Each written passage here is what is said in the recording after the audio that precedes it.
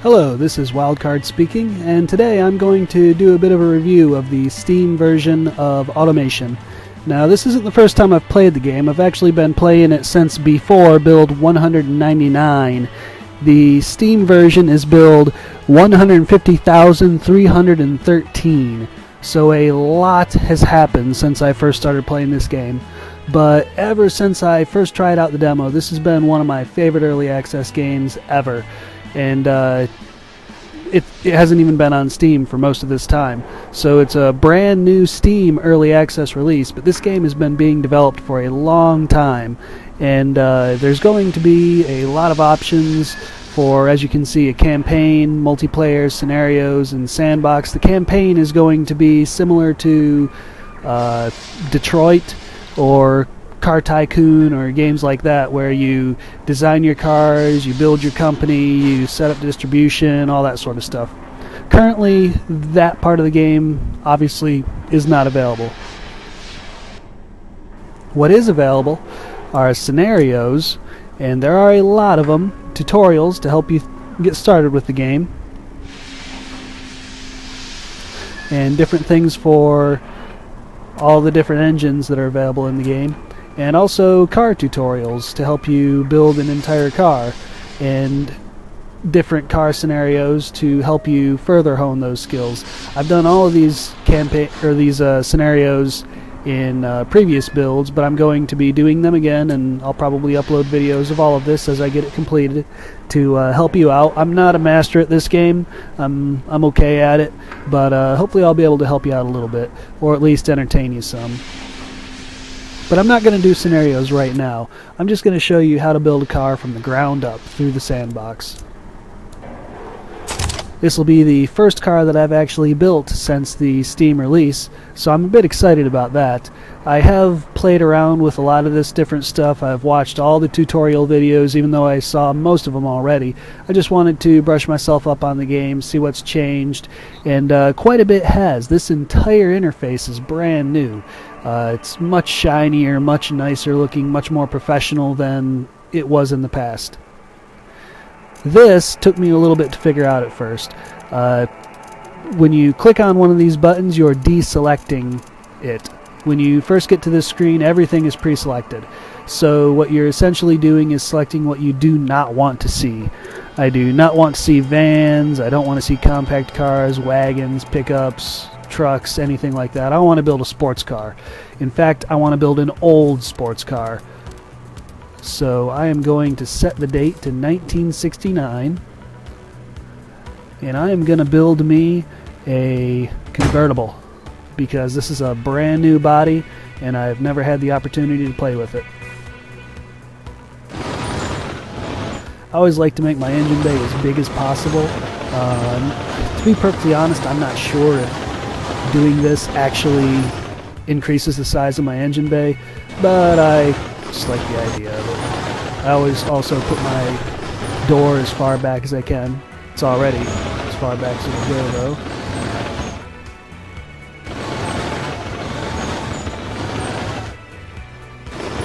If you plan on building a high-performance car, fender flares are awesome. You need to get as much rubber underneath your car as possible. And in these older days, you couldn't make as wide of tires, but with fender flares, you could push the tires out to the outside of the car further, which isn't quite as good as wide tires, but it's a lot better than nothing.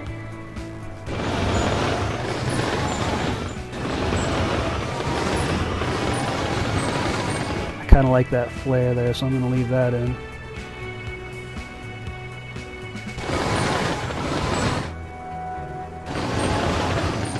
And it looks like I'm done with shaping the body. One thing to be aware of is, as you're designing your car, you need to shape the body first. If you go to the next step and you start adding headlights and all that good stuff, and you decide, oh wait a minute, I forgot to put fender flares in, you're going to have to come back to this screen, and as soon as you put the fender flares in, it is going to delete everything you did. Door handles, headlights, tailpipes, everything is gone. So make sure you have the shape of the body exactly the way you want it before you click the next button. And since this car is just theoretical anyway, I'm going to put the quality on everything 15. The quality slider here doesn't matter so much in the version of the game right now, unless of course you're doing a scenario that requires you to be under a certain cost. But if you're just playing around, you can put the quality anywhere you want to. The higher the quality is, the more expensive the part is going to be, and of course if you drop it all the way down, it's going to be a lot cheaper, but the quality of course is going to drop significantly. Ladder is great for utility vehicles, that sort of thing, but since this is a sports car, I'm going to go with the monocoque, which should be a good bit lighter. And of course lightness is my primary focus here. The weight on both of these is the same, but this one has better environmental resistance, so I'm going to go ahead and go with that. Here we go. Now you can see the differences between ladder and monocoque. Ladder is on the left, monocoque is on the right. The weight on the ladder is extremely high. The weight on the monocoque is still high, but high is better than extremely high. Front transverse is primarily something to be used with a front-wheel drive car. This car is obviously not going to be front-wheel drive, so I'm going to make it longitudinal. Reduces your cabin space and your cooling, but it increases your drivability. Sportiness stays the same. Service costs are much lower, and the production units stay the same. The McPherson strut is a cheap suspension. Again, this is a sports car, so I'm going to go ahead and go with the double wishbone. As you can see, the sportiness is much higher. The weight is a little higher too, but I want something that's going to handle well around the corners. And over here I have a lot more options, but really, since I'm in a sports car, the double wishbone is the only option. I have low, very low, average, and high sportiness and high drivability, so this is the way to go. Of course, if I had a more modern car that I was building, I would have more options, but I'm limiting myself to 1969 for this car. Steel weight is very high.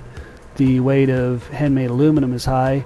I can go to fiberglass, which will give me low weight, but also low prestige, whereas handmade aluminum is very high prestige. Ferrari actually ran into this problem themselves with the 308. The original 308 was fiberglass.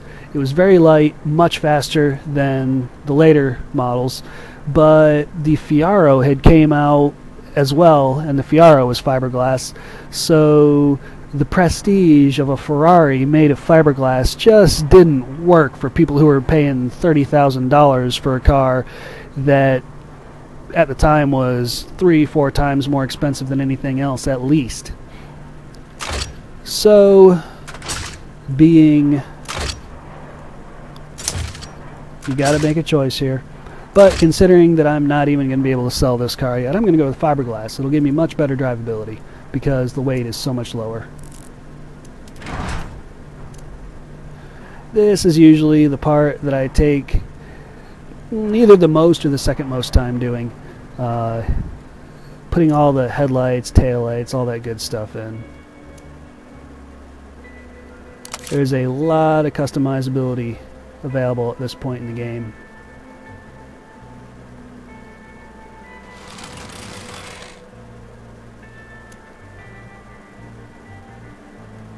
And that headlight does not work for me.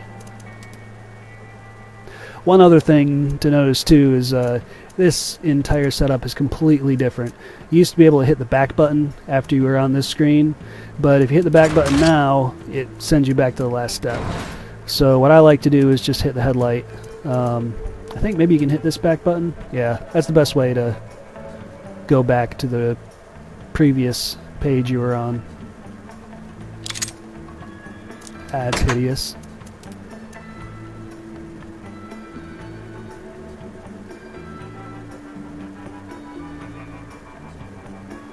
This isn't a very easy front end to design a headlight for.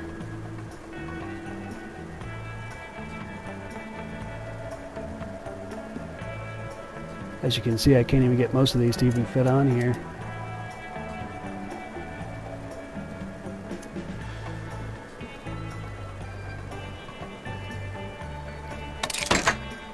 Oops.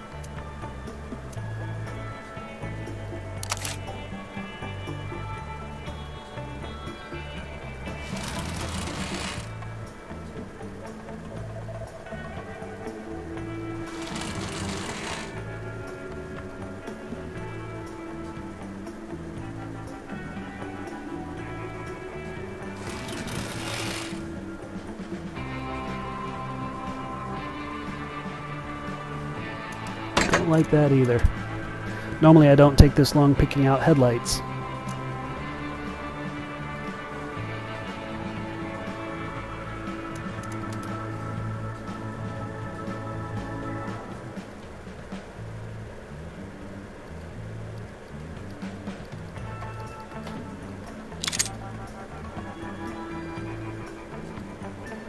This looks like it'll work.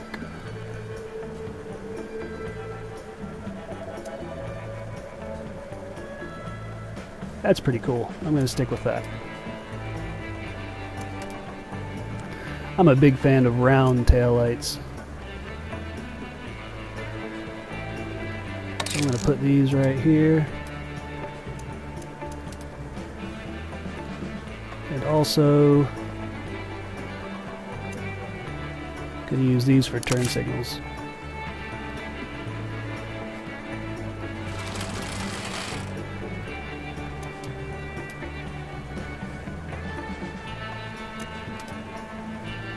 Also need some side indicators.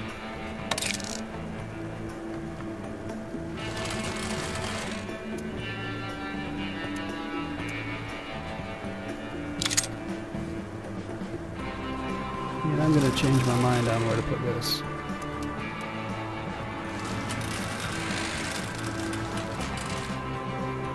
There we go. The grille is one of the most important parts of the car, because without proper cooling you can't put a lot of power into the car. But you also want it to look stylish, so you've got to make your choice appropriately.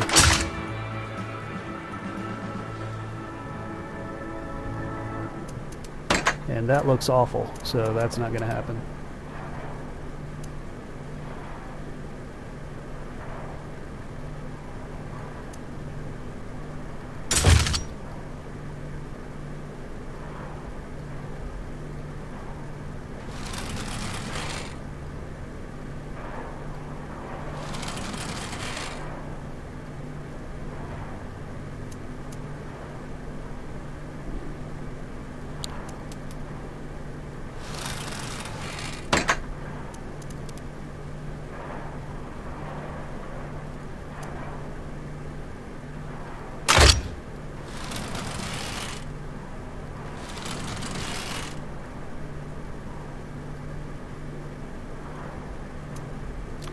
That's okay for now.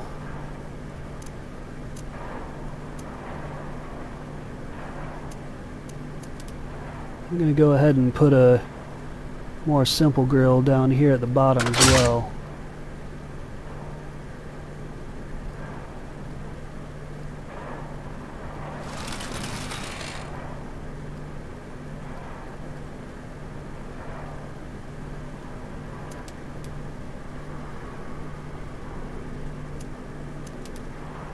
Also need some vents.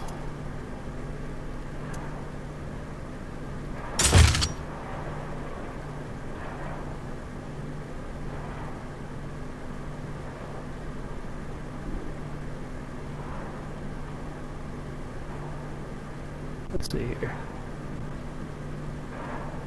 That'll work.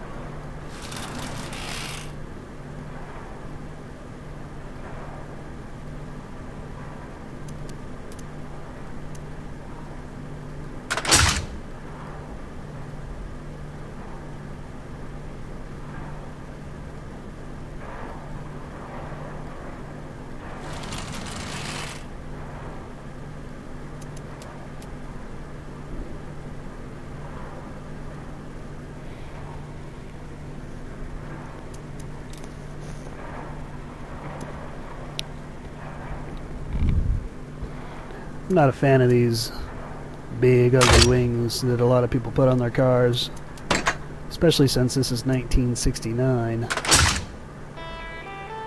It's still a little radical for me.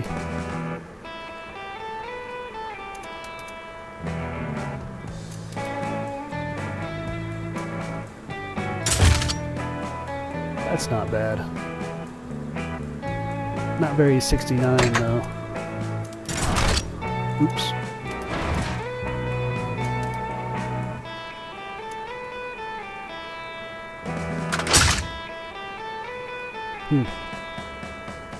There's that. But another thing that worked in previous versions of the game was to take a lip. Oop. Maybe it won't work on this.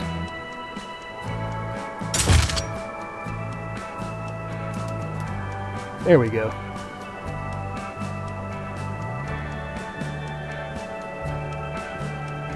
Yeah, I like that. I'm going to have to readjust the taillights a little bit.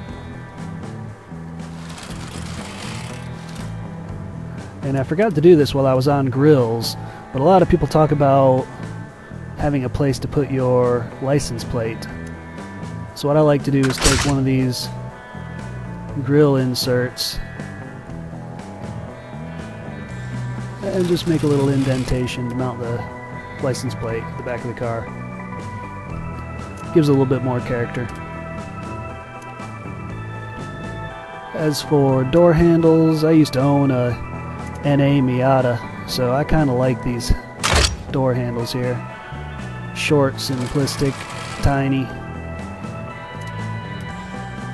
I think they work well with a sports car. A little too tiny for this one though.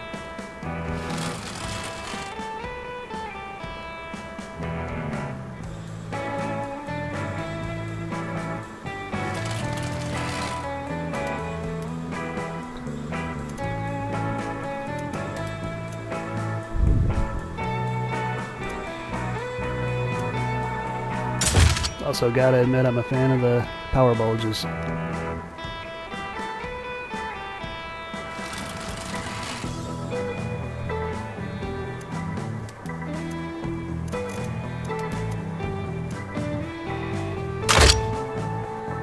bit more cooling while I'm at it.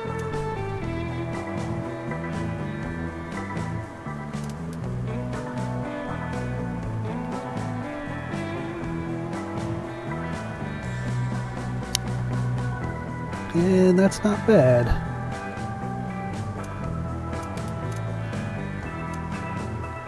Could be better, but I don't have all night, so I'll just go ahead and move on.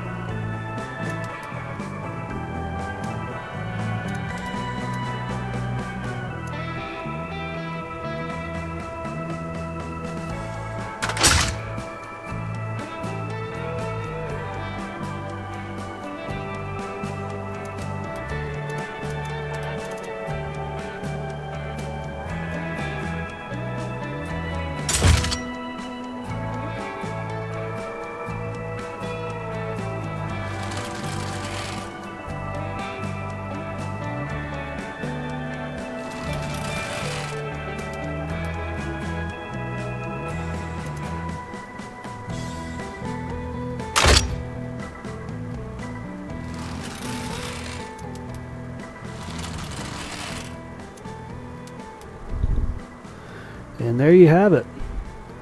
The body is done. Throw the quality up on it so that I can charge more. Theoretically speaking.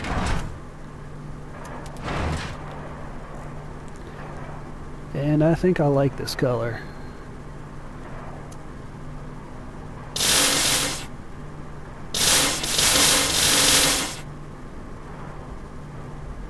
That was nice. Oops.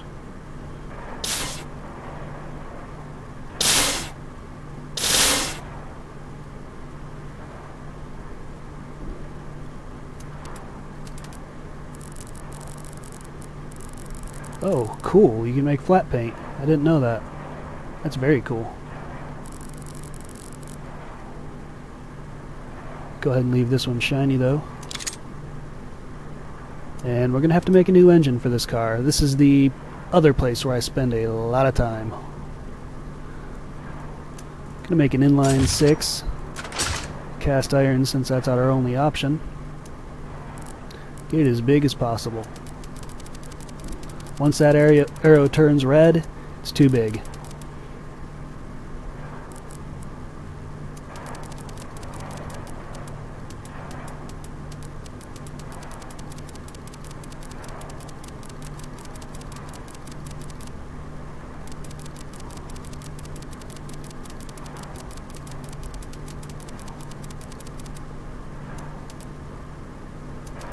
Oh, there we go.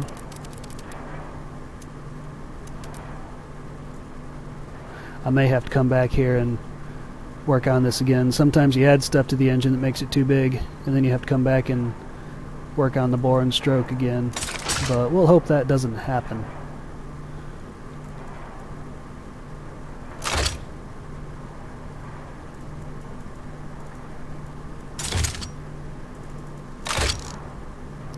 When you're working with a more modern engine, you have to watch the valves here. If you go with 5 and you want to use VVL, usually that makes that option unavailable.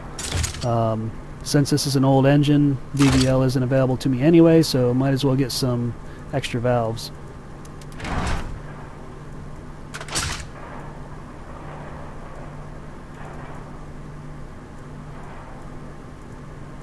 I like high revving engines, so gonna go with this.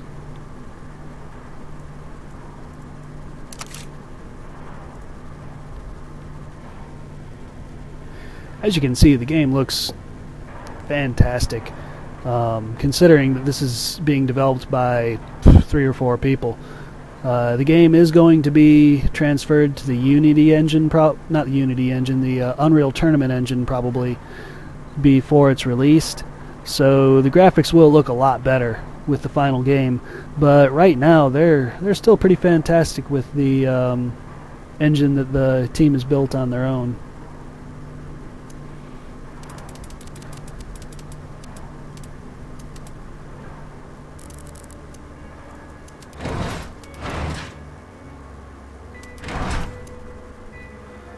I'm going to leave this stuff alone for now until I know what I'm dealing with.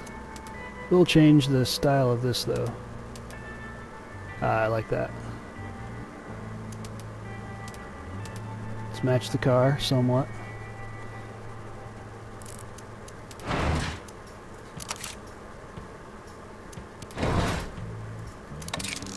And mechanical injection. Performance intake, because if you go to the race intake, as you can see, the reliability goes from average to very low, and I would like my owners of this car to be able to drive it without too many problems, so gonna stick with the performance.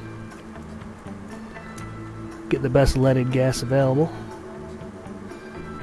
and pump this up a little bit.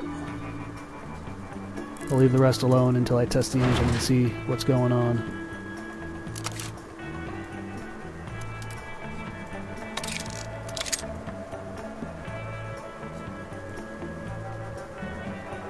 A little bit of noise reduction on it.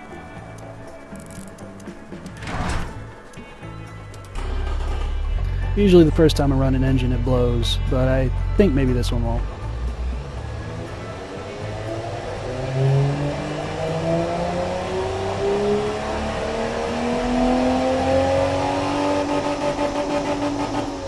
So not bad. Got all my parts on. I'm within the size regulation. Already got 258 horsepower, which in 1969 was a heck of a lot. So I'm going to see what else I can do with this. Something's wrong with the exhaust. One great new feature that they have now is this whole screen that you see here. It used to be that if you wanted to improve your engine, you had to go back to all these little buttons and you had to modify everything. Go back over here, hit the start button, and then I'd usually just skip it, and you'd see a bunch of green and red here to see what's improved and gotten worse. Now I can just go over here, and here's my horsepower, here's my performance index, weight, all that good stuff, and you can say, let's see what happens if I increase my ignition timing. And there it is. Everything updates on the fly. I can keep track of my fuel octane over here. I know I only have 98 available to me, so I gotta watch out for that. And I just popped over the limit, 99. As you can see, my horsepower dropped, so I gotta go back down. And you can see my horsepower rising as I get back into spec. And this is just fantastic. This is a great tool to really learn what you're doing and what you need to do to improve the engine. Much easier than it was before.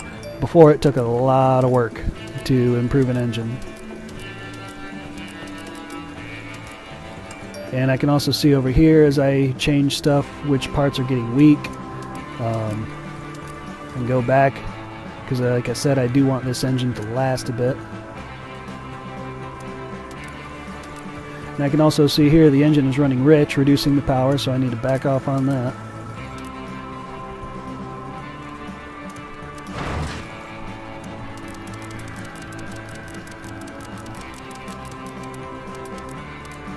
Stuff I'm doing now used to take me 5-10 times as long.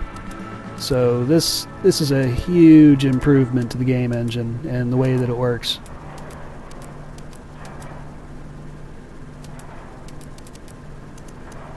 Horsepower just dropped, so I want to back off on that. I also need to look at my muffler. A lot of horsepower gained there, as well as reliability.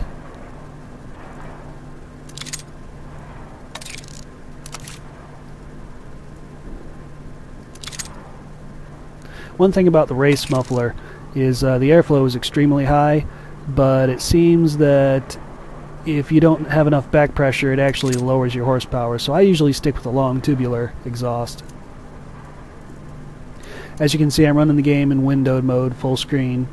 On my particular computer, if I run full screen, not windowed, the mouse is miscalibrated, and they do say that the full screen mode is a little buggy right now. So I just run in windowed. I don't prefer it, but it is nice if I'm doing homework or something.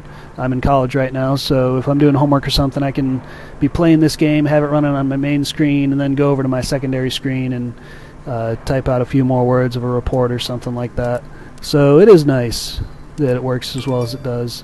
Usually my taskbar doesn't pop up above it, but I'm uploading a lot of stuff to YouTube right now, so I can't restart my computer, and I just have to deal with it. And I don't want to have to wait 2 days to make this video, so I'm, like I say, just dealing with it right now. Otherwise, the game works pretty well.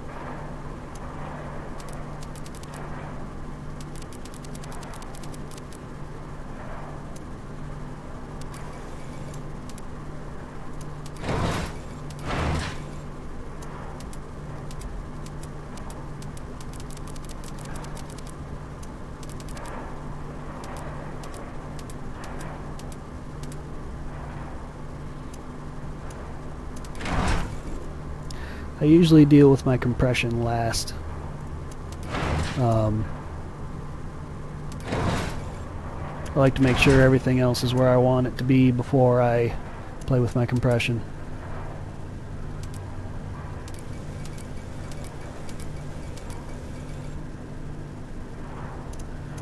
.424 horsepower. This is...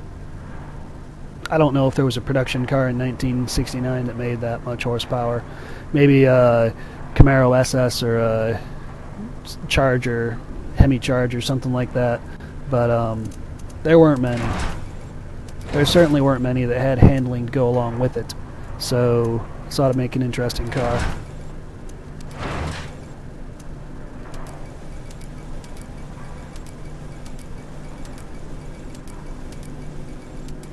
Oops, 98 is my limit.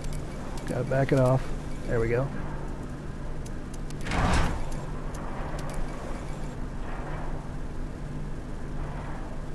My reliability is acceptable.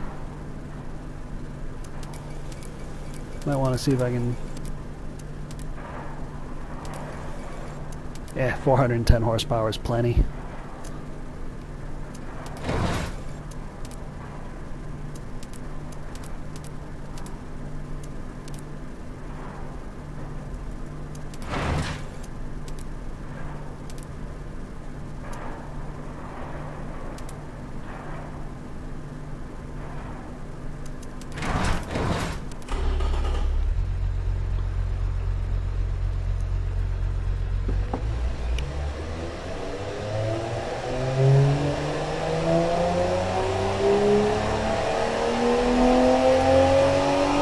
Engine sounds pretty good.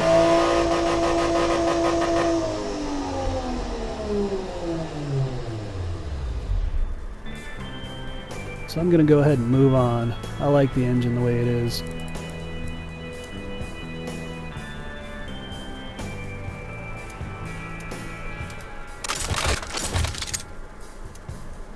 Manual gearbox, of course.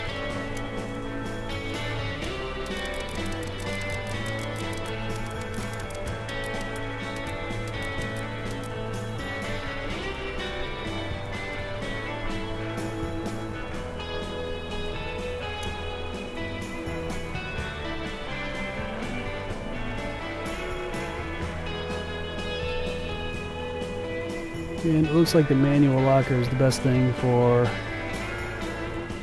this particular car. Does not really seem to matter that much. Well, actually it doesn't matter at all, since I'm never going to go off-road.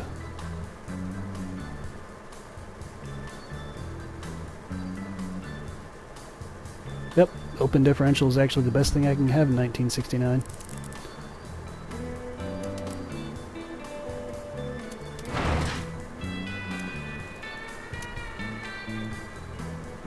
Sport compound tires, as you can see, they're quite thin. And I don't have a lot of leeway.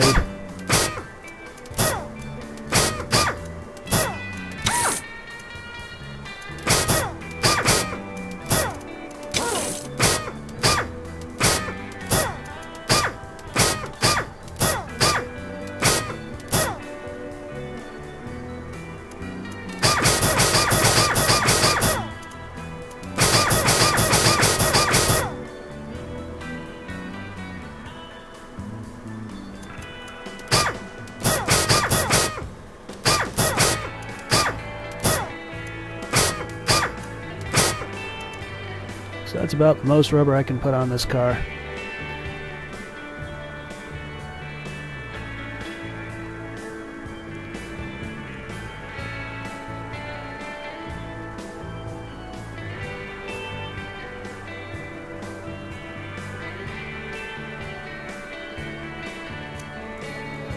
There are a lot more rim materials available in newer years, but since this is 1969, steel is the best available.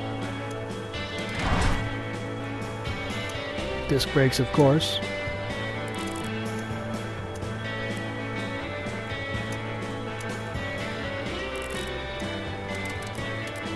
Make this slightly smaller.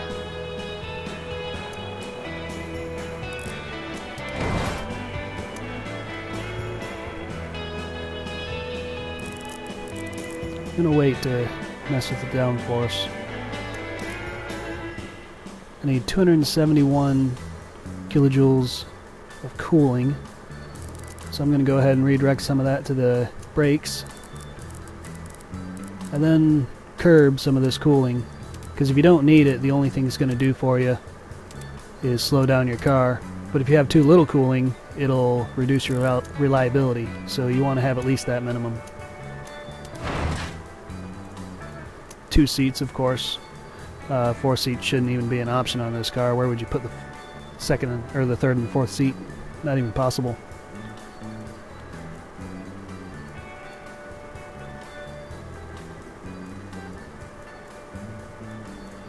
Since this is such an expensive car, might as well go with handmade. Entertainment. This car is entertainment.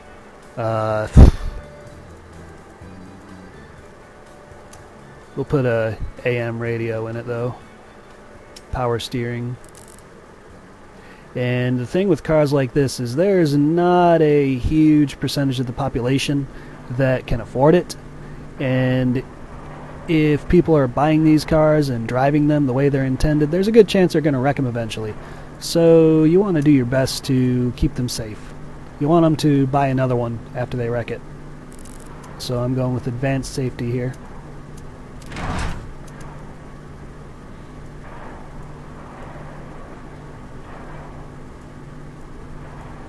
Looks like standard springs are the sportiest things available right now.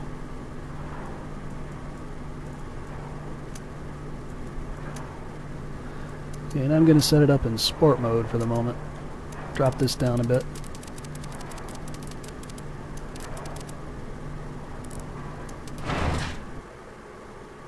And there you have it. Slightly over 2,800 pounds. Terrible economy. Well, not terrible for 1969 though, especially with this kind of horsepower. The cost. Wow. Basically nobody in 1969 can afford this car. Maybe the top 0.5%. So yeah, this car probably wouldn't go into production. Top speed of 162. Acceleration 0 to 62 in 7.1 seconds. Not bad for that time. I think I can do better though.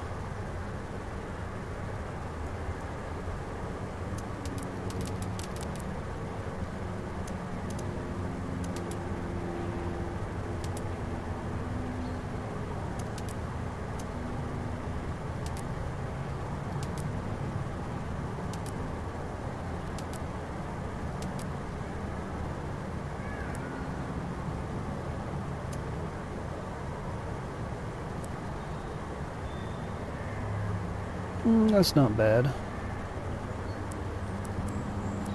Let's see about...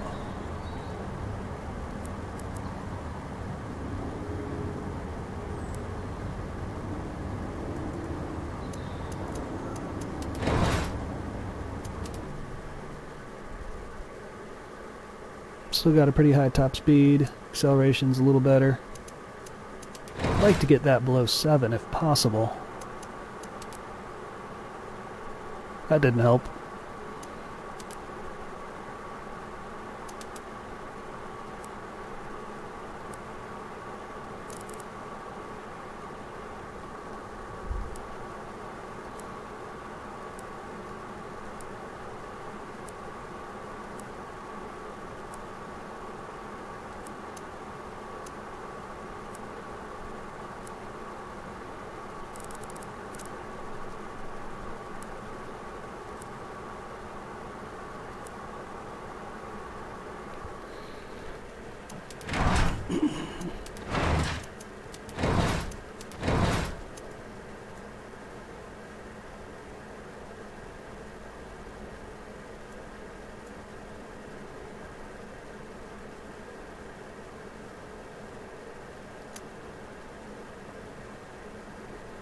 It helps tremendously with the material cost. There are a few people that can afford this car now. I'm hoping it helps me with my acceleration though.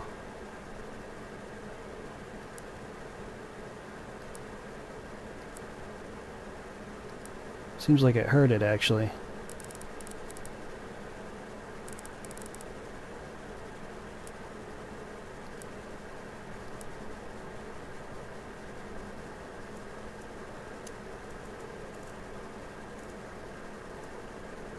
I wonder if I go with 4 gears.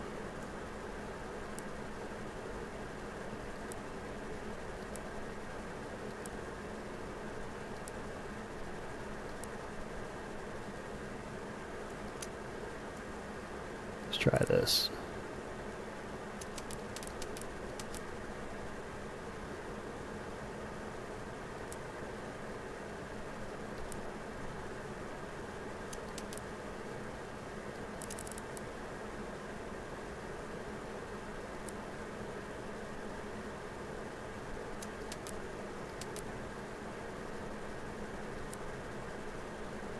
That doesn't work.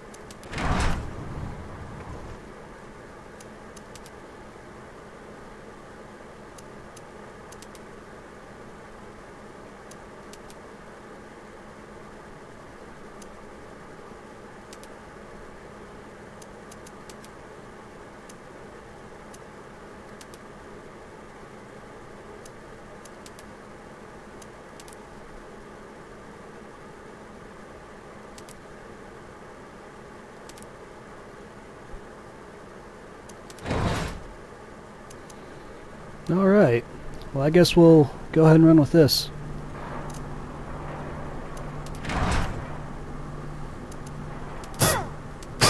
Oh, wait a minute, here we go.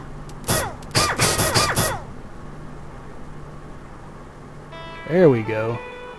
That's what I needed to get my acceleration better.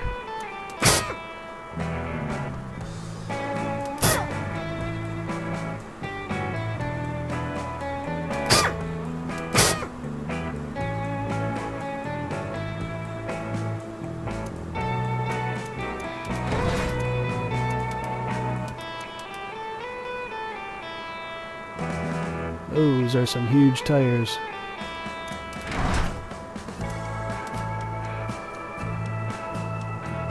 That helped tremendously. That did exactly what I was looking for.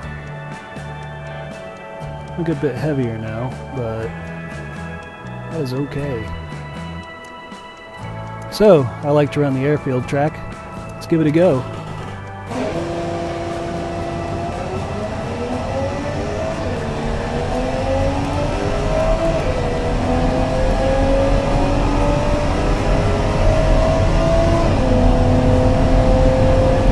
Predicting I'll have a total time of 129.77. A lot of times my actual time is a little bit lower than what they predict.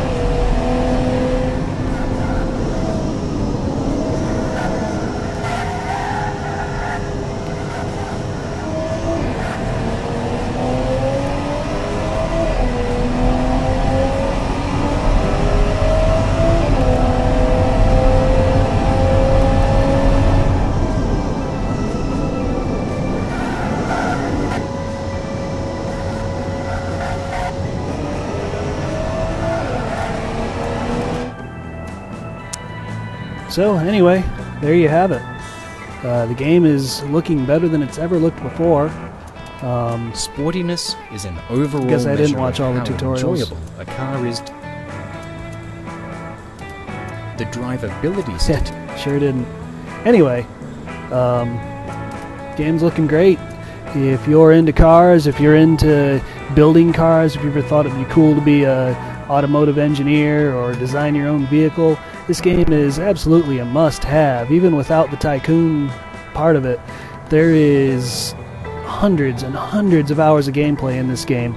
I've played it hundreds of hours already before it even got on Steam. So if this looks interesting to you, definitely pick it up. Before we go, the last thing that I'm going to show you is naming stuff. Naming stuff has changed a bit. You have a lot of different options with naming things. Over here is the car models, and I'm going to go with Stingray, and this trim is the convertible.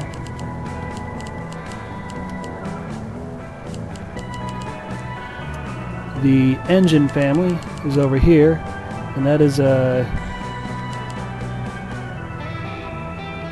big straight 6 variant max power. And this stuff is supposed to save automatically, so hopefully if I come back and check this out, it will. The engine saved automatically, so this stuff will as well, hopefully. Anyway, hope you enjoyed this video, and see you next time when I post automation or project cars or any other host of video game videos. Hope you enjoyed, and have a great day.